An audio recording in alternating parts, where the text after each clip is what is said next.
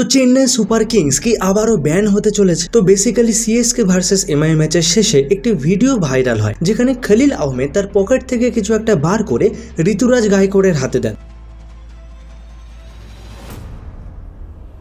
আর এরপরে এমআই ফ্যানেদের আউটরেস শুরু হয়। তারা দাবি করে সিএসকে বল টেম্পারিং করেছে, সিএসকে চিটিং করেছে, খলিলের পকেটে সিরিজ কাগজ জাতীয় কোনো একটা জিনিস ছিল। কিন্তু সিএসকে ফ্যানেদের থেকে দাবি করা হয়েছে কেউ কেন খেলার শুরুতেই বল টেম্পারিং করবে, হয়তো তিনি তার পকেট থেকে চুইংগাম অথবা তার হাতে থাকা আংটিটি বের করে দিয়েছেন। এই বিষয়ে এমআই অথবা সিএসকেরই কারোর তরফ থেকে অফিসিয়াল কোনো স্টেটমেন্ট এখনো পর্যন্ত আসেনি। এবার কথা বলবো নেহা কাক্করের কান্নায় ভেঙে পড়ার বিষয়ে। তো অস্ট্রেলিয়ার মেলবোর্নে তার একটি কনসার্ট ছিল আর সেখানে তিনি 3 ঘন্টা দেরি করে পৌঁছন, কিন্তু পৌঁছানোর পরে তিনি লোকজনের কাছে অ্যাপোলোজাইজ করেন এবং তাদেরকে বারবার থ্যাংক ইউ জানান এতক্ষণ পেশেন্স নিয়ে বসে থাকার জন্য। কিছু লোক তার মধ্যে থেকে হাততালি দিলেও বেশিরভাগ লোক তাকে ক্রিটিসাইজ করা শুরু করে, তাকে আনপ্রফেশনাল বলেন, তাকে গো ব্যাক স্লোগানও দেন। আর এরপরে ইমোশনাল হয়ে নেহা কান্নায় ভেঙে পড়েন।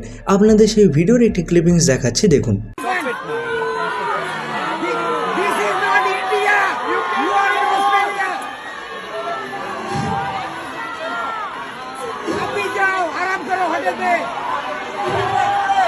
Really sweet. Patience.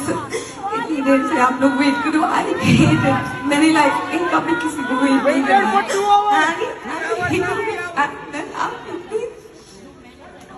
इतना देर से वेट कर रहे हो, I'm so sorry. Very good acting, very good acting. Don't worry to me, आप लोग इतने sweet हो. Thank you. I was really worried. क्या होगा?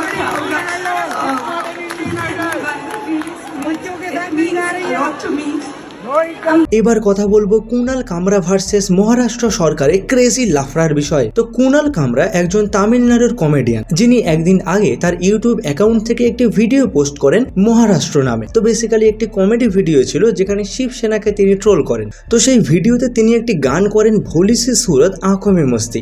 সেখানে তিনি তার নিজের কিছু লিরিক্সও অ্যাড করেন এবং এর মাধ্যমে তিনি ইনডাইরেক্টলি মহারাষ্ট্রের বর্তমানে ডেপুটি চিফ মিনিস্টার একনাথ সিন্ধেকে গদ্দার বলেন। আর এই ভিডিও রিলিজ হওয়ার পরে শিবসেনারা হ্যাবিটেটে পৌঁছে যায় যেখানে এই ভিডিওটি শুট হয়েছিল, আর তারপরে সেখানে ব্যাপকভাবে ভাঙচুর চালান।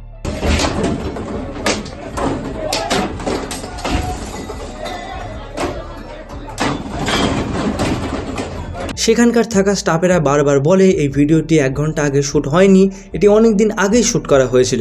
ওখানে দাঁড়িয়ে স্টাফেরা কুনাল কামরার সাথে তাদেরকে ফোনে কথা বলায় আর সেই কল রেকর্ডিং খুবই ভাইরাল হয়েছে। मुख्यमंत्री है, उनके बारे में क्या वीडियो डाले तूने?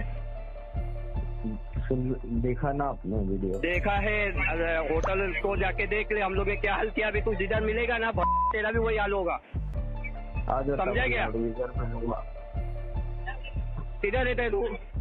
এদিকে কিরণ দত্ত শেয়ার করে লিখেছেন পিক কমেডি ভাই। অমিতাভ বচ্চনের স্ত্রী জয়া বচ্চন সহ বিরোধী পার্টির বেশিরভাগ নেতারাই কুনাল কামরাকে সাপোর্ট করেছেন। আর যারা হ্যাবিটেটের ব্যাপারে জানেন না তাদের জন্য বলে রাখি, হ্যাবিটেট হলো এমন একটা কোম্পানি যারা যে কোনো আর্টিস্টে একটা প্ল্যাটফর্ম দেয় সেখানে পারফর্ম করার জন্য। আর্টিস্ট কি পারফর্ম করলো তার সাথে হ্যাবিটেটের কোনো সম্পর্ক থাকে না। টিকিটের কিছু টাকা হ্যাবিটেট নিজের কাছে রেখে দেয়, বাকি টাকাটা আর্টিস্টকে দিয়ে দেয়। কিন্তু ইন্ডিয়ান গড লেটেন্ট কন্ট্রোভার্সি থেকে শুরু করে কুনাল কামরা পর্যন্ত যতবারই কন্ট্রোভার্সি হয়েছে ততবারই হ্যাবিটেট কাঠগড়ায় দাঁড় করানো হয়েছে। আর এই নিয়ে হ্যাবিটেটের অফিসিয়াল ইনস্টাগ্রাম অ্যাকাউন্ট থেকেও একটি রিয়াকশন এসেছে। তারা কি বলেছে শুনুন। আমাদেরকে উদ্দেশ্য করে সাম্প্রতিক ভাঙচুরের ঘটনায় আমরা হতবাক, চিন্তিত এবং অত্যন্ত ভেঙে পড়েছি। শিল্পীরা তাদের মতামত এবং সৃজনশীল পছন্দের জন্য সম্পূর্ণরূপে নিজেরা দায়ী। আমরা কখনো কোনো শিল্পীর পরিবেশিত বিষয়বস্তুর সাথে জড়িত ছিলাম না, তবে সাম্প্রতিক ঘটনাগুলি আমাদের পুনর্বিবেচনা করতে বাধ্য করেছে যে কিভাবে আমাদের প্রতিবাদ দোষ দেওয়া হয় এবং আমাদেরকে টার্গেট বানানো হয় যেন আমরাই কোনো শিল্পীকে রিপ্রেজেন্ট করছি।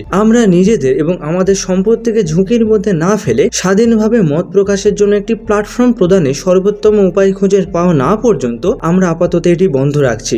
তো বেসিক্যালি তারা এখন হ্যাবিটেট বন্ধ রাখছেন যতক্ষণ না এই বিষয়গুলো সলভ হচ্ছে। এবার কথা বলবো সালমান খান এবং রেশমিকা মান্ধানার ব্যাপারে। তো আপনারা জানেন তাদের নতুন মুভি সিকেন্দারে তারা প্রধান চরিত্রে অভিনয় করবেন, কিন্তু কিছু দর্শক তাদের বয়সের গ্যাপ 31 বছর এই বিষয়ে একদমই খুশি নন। আর তাদেরকে উদ্দেশ্য করে সালমান সেদিন বলেন নায়িকার যেখানে কোনো কোনো অসুবিধা নেই, নায়িকার বাবা মার যেখানে কোনো অসুবিধা নেই, আপনাদের এত কিসের অসুবিধা? এবার কথা বলবো ছাওয়া মুভির ক্রেজি অ্যাচিভমেন্টের বিষয়ে। তো এটি 2025-এ সব থেকে বেশি ইনকাম করা মুভি হিসাবে তার জায়গা করে নিয়েছে। ওয়ার্ল্ড ওয়াইড এটি 775 কোটি টাকা কামিয়েছে, যার মধ্যে ভারত থেকে ইনকাম করেছে 578 কোটি টাকা। এবার কথা বলবো গুজরাট মার্ডার কেসের অভিযুক্ত সাহিল শুক্লা এবং মুস্কান রাস্তগির ব্যাপারে। আপনারা জানেন তারা সিভিয়ার ড্রাগ অ্যাডিক্ট ছিল। অফিসিয়াল রিপোর্ট অনুযায়ী যেদিন থেকে তারা জেলে গিয়েছে তারা কোনো খাবার দাবার মুখে পর্যন্ত তোলেনি, শুধুই তারা জেলের কর্মচারীদের কাছ থেকে গাঁজা, মরফিন শট এইসব দাবি করেছে। তো আপাতত এইটুকুনি। পরবর্তী ভিডিওর জন্য অবশ্যই চ্যানেলটিকে সাবস্ক্রাইব করে রাখুন।